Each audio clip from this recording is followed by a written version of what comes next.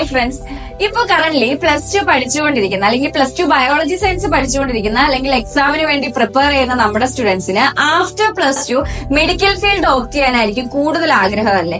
Medical field എന്ന് പറയുമ്പോൾ തന്നെ നമ്മുടെ സ്റ്റുഡൻസിന്റെ എല്ലാവരുടെയും മൈൻഡിലേക്ക് വരുന്നത് MBBS ആയിരിക്കും അല്ലെ. എന്നാൽ ഇന്ത്യയിൽ ഇപ്പൊ +2 പഠിച്ചുകൊണ്ടിരിക്കുന്ന നമ്മുടെ സ്റ്റുഡൻസിന് ഇന്ത്യയിൽ തന്നെ MBBS പഠിക്കുക എന്ന് പറയുന്നത് അത്ര പോസിബിൾ ആയിട്ടുള്ള കാര്യമല്ല. അല്ലെങ്കിൽ ഫിനാൻഷ്യലി സെറ്റിൽഡ് അല്ലാത്ത, ഫിനാൻഷ്യൽ ബാക്ക്ഗ്രൗണ്ടിൽ കുറച്ച് പുറകോട്ട് നിൽക്കുന്ന നമ്മുടെ സ്റ്റുഡൻസിന് ഇന്ത്യയിൽ MBBS ചെയ്യാന്ന് പറയുന്ന കാര്യം, നീറ്റിന് അത്യാവശ്യം മാർക്ക് ഇല്ല എന്നുണ്ടെങ്കിൽ MBBS ഇന്ത്യയിൽ കംപ്ലീറ്റ് ചെയ്യാന്നുള്ള കാര്യം അത്ര പോസിബിൾ ആയിട്ടുള്ള കാര്യമല്ല. സോ അങ്ങനെയുള്ള സ്റ്റുഡൻസിന് സെക്കൻഡ് ഓപ്ഷൻ എന്ന് പറയുന്നത് MBBS ഇൻ എബ്രോഡ് ആയിരിക്കും അല്ലെ.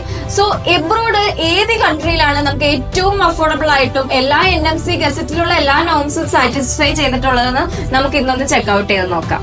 So MBBS in abroad choose ചെയ്യുന്ന സ്റ്റുഡൻസിന് നമുക്ക് ഇന്ന് അവൈലബിൾ ആയിട്ടുള്ള കൺട്രീസ് എന്ന് പറയുമ്പോൾ യൂറോപ്യൻ കൺട്രീസ് ഉണ്ടാവും, ഏഷ്യൻ കൺട്രീസ് ഉണ്ടാവും, ഇതല്ലാതെ ഏഷ്യൻ കൺട്രീസ് ഉണ്ടാവും. സോ ഏഷ്യൻ കൺട്രീസ് ആണ് കറന്റ് ഏറ്റവും അഫോർഡബിൾ ആയിട്ട് MBBS കംപ്ലീറ്റ് ചെയ്യാൻ പറ്റുന്ന ഒരു കൺട്രി എന്ന് പറയുന്നത്. ഏഷ്യൻ കൺട്രീസിൽ വൺ ഓഫ് ദ ബെസ്റ്റ് കൺട്രിയും ഏറ്റവും കൂടുതൽ മലയാളി സ്റ്റുഡൻസ് കറന്റ് പോയി പഠിച്ചുകൊണ്ടിരിക്കുന്ന ഒരു കൺട്രിയാണ് ഉസ്ബെക്കിസ്ഥാൻ എന്ന് പറയുന്നത്. ഉസ്ബെക്കിസ്ഥാൻ എന്ന് പറയുന്ന കൺട്രിയിൽ നിരവധി പ്രൈവറ്റ് യൂണിവേഴ്സിറ്റീസും ഗവൺമെന്റ് യൂണിവേഴ്സിറ്റീസും കറന്റ് നമുക്ക് അവൈലബിൾ ആണ്. അതിൽ ഏറ്റവും കൂടുതൽ മലയാളി സ്റ്റുഡൻസ് പഠിച്ചുകൊണ്ടിരിക്കുന്ന ഒരു യൂണിവേഴ്സിറ്റിയാണ് Fergana medical institute of public health എന്ന് പറയുന്നത്. ഫസ്റ്റ് ഓഫ് ഓൾ NMCയുടെ ഗസറ്റിലുള്ള എല്ലാ നോംസും സാറ്റിസ്ഫൈ ചെയ്യുന്ന ഒരു കൺട്രി കൂടിയാണ് കേട്ടോ ഉസ്ബെക്കിസ്ഥാൻ എന്ന് പറയുന്നത്. MBBS ഇൻ ഉസ്ബെക്കിസ്ഥാൻ ചൂസ് ചെയ്യുന്ന ടൈമിൽ നിങ്ങൾ കുറെ കാര്യങ്ങൾ, നമ്മൾ എല്ലാ കൺട്രീസ് ചൂസ് ചെയ്യുകയാണെങ്കിലും നമ്മൾ കുറെ പോയിന്റ്സ് നോക്കണമല്ലോ. അതിൽ ഫസ്റ്റ് ഓഫ് ഓൾ നോക്കേണ്ട ഒരു കാര്യമാണ് NMC നോംസ് എന്ന് പറയുന്നത്. 2021 നവംബർ 18 NMC ഇറക്കിയിരിക്കുന്ന ഗസറ്റിലുള്ള എല്ലാ നോംസും സാറ്റിസ്ഫൈ ചെയ്യുന്ന ഒരു കൺട്രിയാണ് ഉസ്ബെക്കിസ്ഥാൻ എന്ന് പറയുന്നത്. അതായത് മീഡിയം ഓഫ് ലാംഗ്വേജ് ഇംഗ്ലീഷ് ആണ്. കോഴ്സ് ഡ്യൂറേഷൻ വരുന്നത് 54 മന്ത്സ് ആണ് നമുക്ക് NMC ഗസറ്റിൽ പറഞ്ഞിട്ടുള്ളത്. 5 വർഷമാണ് കോഴ്സ് ഡ്യൂറേഷൻ വരുന്നത്. ഇത് കൂടാതെ തന്നെ ഏത് യൂണിവേഴ്സിറ്റിയിൽ നിന്നാണെങ്കിലും നിങ്ങൾക്ക് ആ സെയിം യൂണിവേഴ്സിറ്റിയിൽ നിന്ന് തന്നെ 1 ഇയർ ഇന്റേൺഷിപ്പ് കമ്പൽസറി ആയിട്ട് ചെയ്യാനായിട്ട് പറ്റും. ഇത് കൂടാതെ നിങ്ങൾക്ക് രജിസ്ട്രേഷനും അവൈലബിൾ ആണ്. ഉസ്ബെക്കിസ്ഥാൻ എന്ന് പറയുന്ന കൺട്രി ഒരു ലാൻഡ് ലോക്ക്ഡ് കൺട്രിയാണ്. അതുപോലെ തന്നെ ഇതിന്റെ ബോർഡർ കൺട്രീസ് വരുന്നത് കസാഖിസ്ഥാൻ, കിർഗിസ്ഥാൻ, തജകിസ്ഥാൻ, അഫ്ഗാനിസ്ഥാൻ, തർക്കമിനിസ്ഥാൻ പോലുള്ള കൺട്രീസ് ആണ്. അതുകൊണ്ട് തന്നെ വളരെ ലോ ക്രൈം റേഷ്യോ ഉള്ള ഒരു കൺട്രിയാണ്. സേഫ്റ്റിയുടെ കാര്യത്തിൽ 100% ഒരു ഇഷ്യൂവും ഇല്ലാത്ത ഒരു കൺട്രിയാണ് ഉസ്ബെക്കിസ്ഥാൻ എന്ന് പറയുന്നത്. അതുകൊണ്ട് തന്നെയാണ് ഇന്ന് മലയാളി സ്റ്റുഡൻസ് ഏറ്റവും കൂടുതൽ ഓപ്റ്റ് ചെയ്യുന്ന ഒരു ഏഷ്യൻ കൺട്രി ആയിട്ട് ഉസ്ബെക്കിസ്ഥാൻ മാറിയത്. ഉസ്ബെക്കിസ്ഥാൻ എന്ന് പറയുന്ന കൺട്രിയിലേക്ക് നമുക്ക് 2 രീതിയിലാണ് കേരളത്തിൽ നിന്നും ട്രാവൽ ചെയ്യാനായിട്ട് പറ്റുന്നത്. ഒന്ന്, Kerala to Delhi to താഷ്കണ്ട്.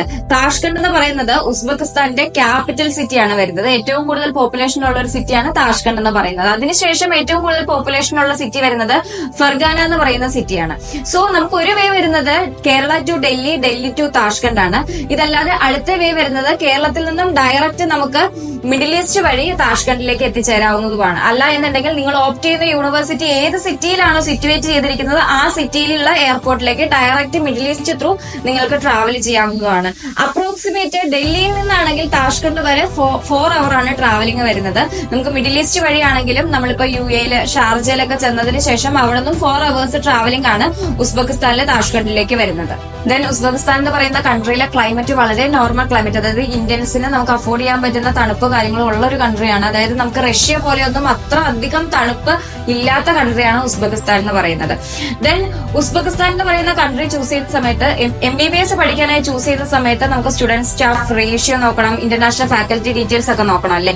Uzbekistan എന്ന് പറയുന്ന കൺട്രിയിലെ ഇന്റർനാഷണൽ ഫാക്കൽറ്റീസ്, അതിലുപരി ഇന്ത്യൻ ഫാക്കൽറ്റീസ് അവൈലബിൾ ആയിട്ടുള്ള യൂണിവേഴ്സിറ്റീസും ഉസ്ബെക്കിസ്ഥാൻ എന്ന് പറയുന്ന കൺട്രിയിൽ അവൈലബിൾ ആണ്. പ്രത്യേകമായിട്ട് നോക്കേണ്ട മറ്റൊരു കാര്യമാണ്, മലയാളി സ്റ്റുഡൻസ് കൂടുതലും പഠിക്കുന്ന യൂണിവേഴ്സിറ്റി ചൂസ് ചെയ്ത് കഴിഞ്ഞാൽ നിങ്ങൾക്ക് ഹോസ്റ്റൽ ആൻഡ് ഫുഡ് കുറച്ചും കൂടെ ഈസിലി നമുക്ക് കംഫർട്ടബിൾ ആയിരിക്കും. Because inside campus hostel facility available ആയിട്ടുള്ള യൂണിവേഴ്സിറ്റീസും ഉസ്ബെക്കിസ്ഥാനിൽ അവൈലബിൾ ആണ്. ദെൻ ഉസ്ബെക്കിസ്ഥാൻ എന്ന് പറയുന്ന കൺട്രീസിൽ ഓൾമോസ്റ്റ് എല്ലാ യൂണിവേഴ്സിറ്റികളിലും ഏകദേശം 3000 മുതൽ 3500 റേഞ്ചിലെ ട്യൂഷൻ ഫീസ് അവൈലബിൾ ആയിട്ടുള്ള യൂണിവേഴ്സിറ്റീസ് ആയിരിക്കും ഉണ്ടാകുക. അതിലപ്പുറം ഏറ്റവും കാം ആയിട്ടുള്ള ഒരു കൺട്രിയാണ്, ഏഷ്യൻ കൺട്രീസ് എടുത്ത് നോക്കുവാണെങ്കിൽ ഏറ്റവും കാം ആയിട്ടുള്ള ഒരു കൺട്രിയാണ് ഉസ്ബെക്കിസ്ഥാൻ എന്ന് പറയുന്നത്. സോ ഉസ്ബെക്കിസ്ഥാൻ എന്ന് പറയുന്ന കൺട്രിയിൽ MBBS പഠിക്കാൻ ആഗ്രഹിക്കുന്ന സ്റ്റുഡന്റ് ഉണ്ടെന്നുണ്ടെങ്കിൽ ഏത് യൂണിവേഴ്സിറ്റിയിൽ പോയി MBBS കംപ്ലീറ്റ് ചെയ്യണം, ബാക്കിയുള്ള എല്ലാ ഡീറ്റെയിൽസ് അറിയുന്നതിന് വേണ്ടിയിട്ടും ഇപ്പോൾ തന്നെ നിങ്ങൾക്ക് സൈറോ എഡ്യൂക്കേഷനുമായിട്ട് കോൺടാക്ട് ചെയ്യാവുന്നതാണ്.